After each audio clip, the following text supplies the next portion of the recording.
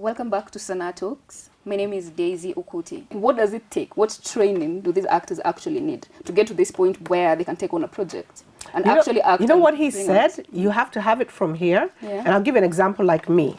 I'm a person from the corporate world. And one of those few people they call naturals. And I was told I'm a natural and I thought you guys are crazy. But until you realize, and by the way, it just flashes in front of you and just like, wow, what have I been doing all my life? This is exactly what I want to do. This is my calling. And you're doing it without any effort, then you know, number one, I'm here. I am meant to be here. The minute you identify that I need to be here or I want to be here or this is where I'm supposed to be, then everything else falls into place. It's easier for you to study, easier to grip all these other things. But when I'm trying to push it down my throat, it's going to come out on camera. Yeah. Exactly. It's going to come out even in delivering my words. Ni sangapi sahi. Then you look at the camera. I'm thinking. You know, I'm thinking. Okay, so basically what we are saying here is that, okay, before you get to that point where you call yourself an actor or you want to take any form of training in acting, not just acting. They say that in life, there's two very important days in your life as a human being. The day you're born, and the second day is the day that you discover what is you've been put on earth to do. Yeah. So if it's acting, if you don't get it, then you act with all your heart. Okay. If it's being a lawyer, whatever it is. And I think my trainer told me that acting has no logic. That was very key. And, you know, I really thought about that, and I'm going to tell you why. Because I'm going to do something that Edward does. I'm being told to become Edward here, not Eddie. Edward. Eddie is he's always composed. I cannot put another thing in Eddie from me. I have to be him. I have to check my nails. I have to talk in a certain way. He likes to look this good at all times, so I always must have that in the back of my... I cannot have a bit of Nduta thinking what Eddie is supposed to be. I must cough the way Eddie coughs. You know, I must become him. I cannot have logic of thinking he should do that because it will cease being Edward. It will be me and Edward. You understand? So it has no logic. So those are things that I learned. And the minute you embrace that, my God, you can be anything. You can be... And that's why politicians make good actors. Oh, yes. I know. Those guys need an award, I swear. But yeah, I think so. Would you say that we have this reflected on the guild and the Kenyan Guild of Actors? Do you want to start?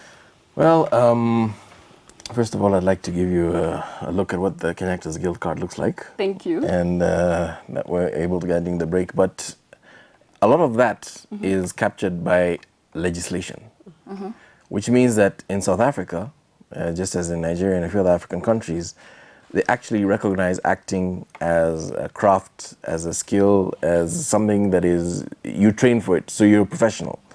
So those are actually professional actors, and they are recognized by their government and by the National Assembly, and there must be some kind of legislation, which is law, inside, passed by Parliament.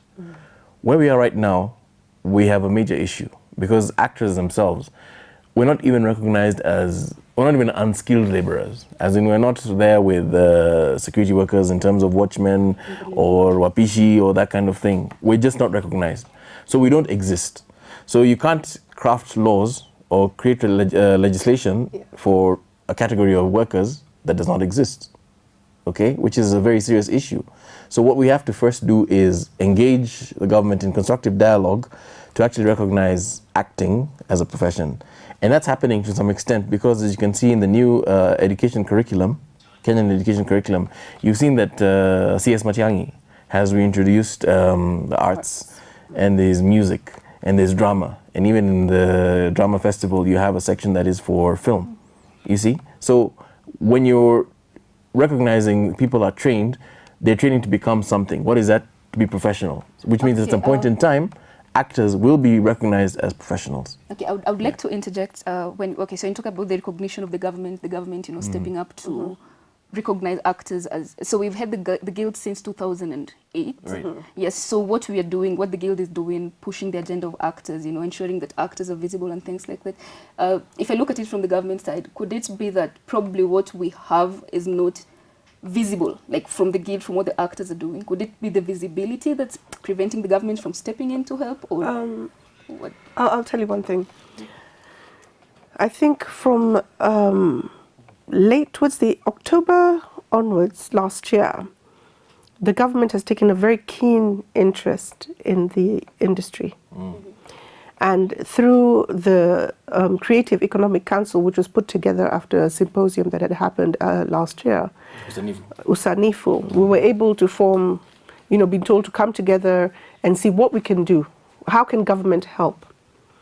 And through this particular forum, we as Kenya Actors Guild were able to put a memorandum together and state the issues that we need addressed.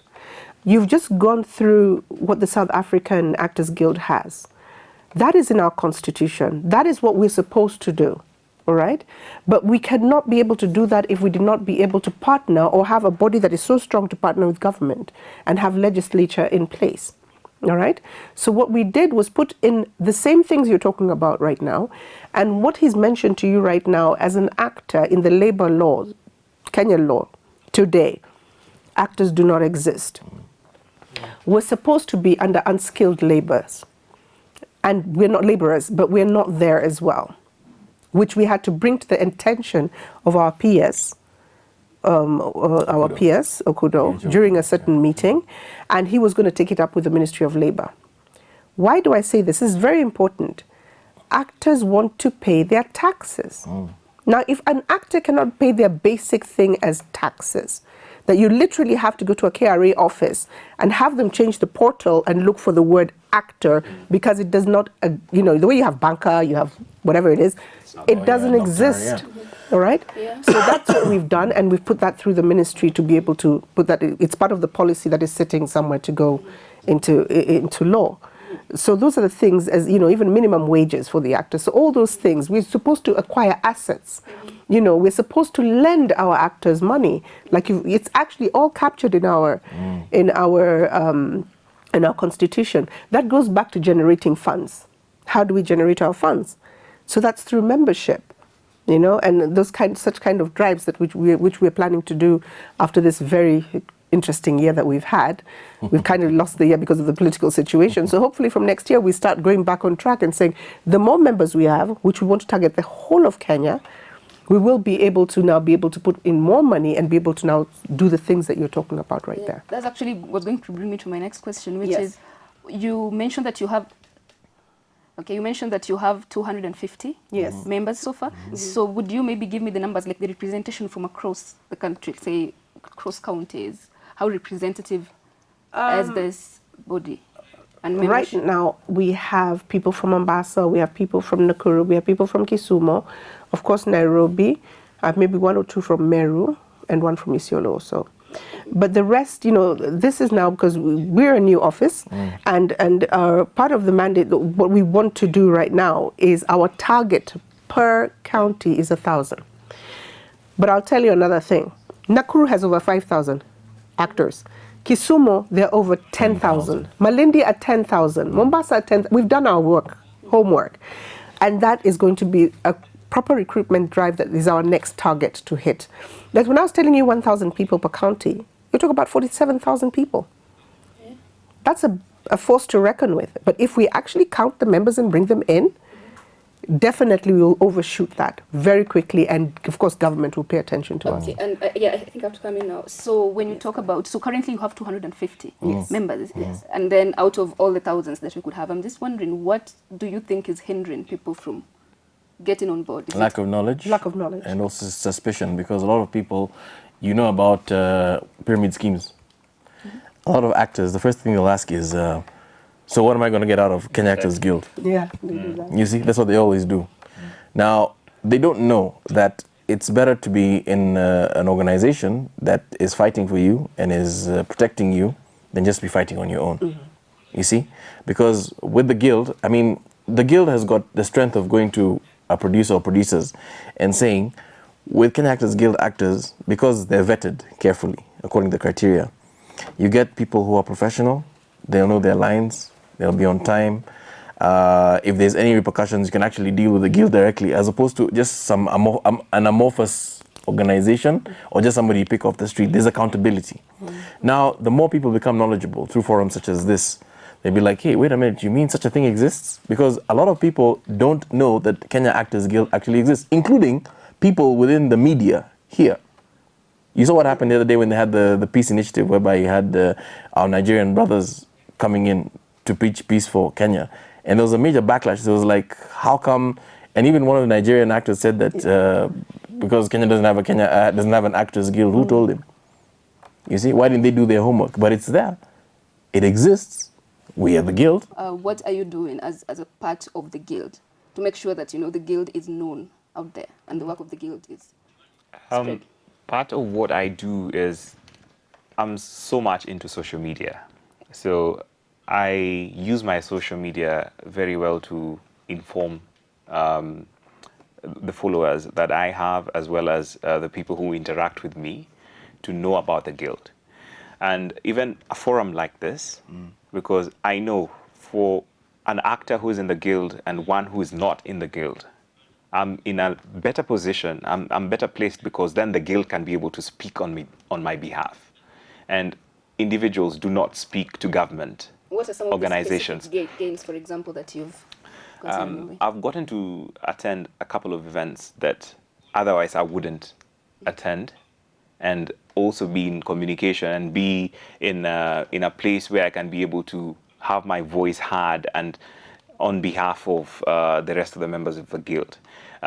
We also, we have performances, like theater performances that people can be able to access, and at a discounted rate also that is given by the Actors Guild, so which is also an advantage. And also the guild helps me to be able to access, like PRISC. You've talked about something at the South African Guild. We have the Performance Rights Society of Kenya that I have membership there, and I can be able to then get medical cover as well as other benefits, which are royalties that are collected. Me not being in the guild would not have allowed me to probably go there, because then the guild empowers me on what I need to do as an actor. Yeah. Then the guild also organizes workshops for us, and we can be able to be more informed as opposed to those who are not in the guild. So have there been workshops, say, by the guild that have been held outside Nairobi, or is it still in Nairobi?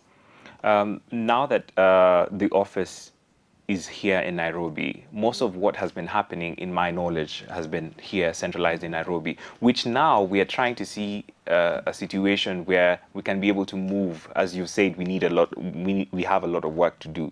We, as the secretary said, are going to be transversing the different counties, and we are also going to enable them to join the guild and also have forums there.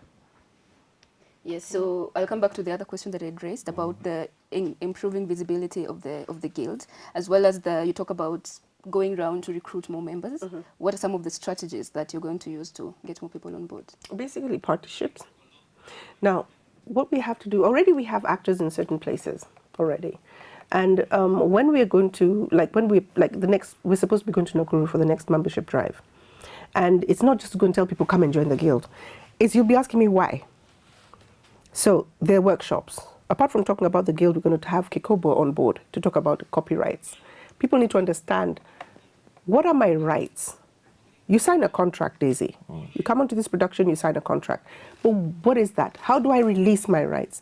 There's the right first of where you get your salary. Then there's something called a fixation right, your face, all right?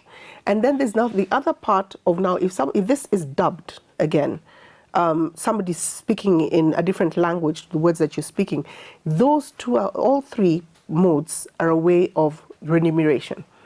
And people don't know that. So it's educating my actors on what your rights are. To get your rights implemented, it has to be through a guild who fights for that voice. Okay? So apart from that, that is the one thing that we have to now educate our people on. We're partnering with Kikobo, Kenya Actors Guild, and PRISC. PRISC because they're the only, PRISC is the Performance Rights Society of Kenya, where they're the ones who do the collection of our royalties from the different broadcasting houses that air our shows, where we are that's the only other form. CMO, actually. It's the only form of revenue the actor has. Apart from the salary he gets from the producer, the next is the royalties. There's no other income. So unless you use that, capitalize it properly and protect that, and that's the information we have to send to our actors. Unless that is done, then they have no knowledge to understand which body can shout for them, we can stand for them. On to something he was saying here earlier. As an individual actor, you cannot be able to stand and shout at government. Government works together with a body. They talk to a body, not a person. So when we are together, and that's now the information we need to spread to everybody, when we stand together, then we can be able to speak with one voice and be heard.